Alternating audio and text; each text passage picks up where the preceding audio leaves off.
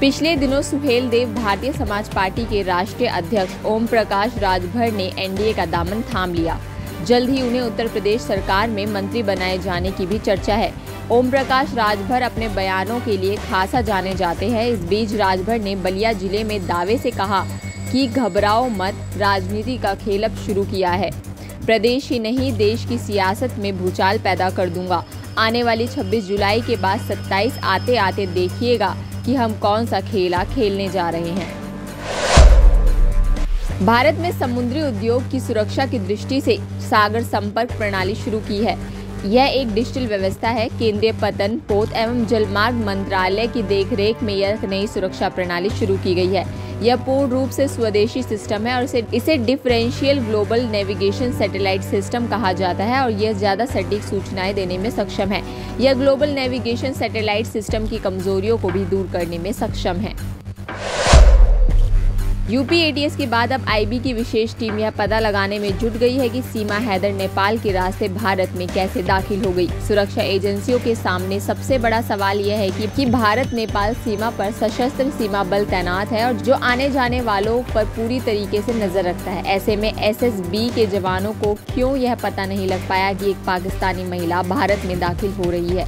केंद्रीय सुरक्षा एजेंसियों के सूत्रों के मुताबिक भारत नेपाल सीमा के चप्पे चप्पे पर एसएसबी तैनात है और उसकी जिम्मेदारी है कि वह आने जाने वालों पर नजर रखे।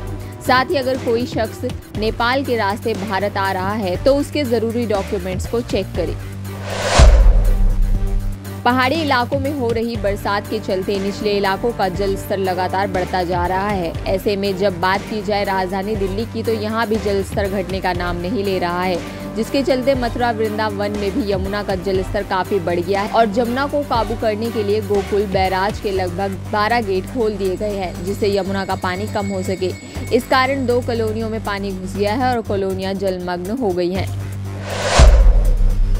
यूपी में पीसीएस अफसर ज्योति मौर्य की मुश्किलें बढ़ सकती हैं। आजाद अधिकार सेना के राष्ट्रीय अध्यक्ष अमिताभ ठाकुर ने पीसीएस अफसर ज्योति मौर्य के पति आलोक मौर्य के उपलब्ध कराए गए कथित वसूली लिस्ट के संबंध में लोकायुक्त के समक्ष शिकायत की है। अपनी शिकायत में अमिताभ ठाकुर ने कहा कि आलोक मौर्य ने उन्हें डायरी के कई पन्ने उपलब्ध कराए गए जिसमें कई हस्तलिखित एंट्री है तथा विभिन्न व्यक्तियों के साथ लेन देन की बातें अंकित है। आलोक मौर्य के अनुसार ये सारी एंट्री ज्योति मौर्य की नौकरी में प्राप्त अनुचित धन के लेन देन संबंधित है, जो स्वयं उनके द्वारा लिखी गई है। इन पन्नों पर ऊपर शुभ लाभ लिखा है, जहाँ एल लिखा हुआ है उसका मतलब लाख से है और जहाँ टी लिखा हुआ है उसका मतलब 1000 से है। अमिताभ ठाकुर ने कहा कि उन्होंने कई बार इस संबंध में शासन को शिकायत की, लेकिन इतने गंभीर मामले में भी अब तक कोई कार्यवाही नहीं होने पर उन्हें लोकायुक्त के समक्ष शिकायत की है। इसी तरह की तमाम जानकारी के लिए आप बने रहिए द फ्रीडम न्यूज के साथ।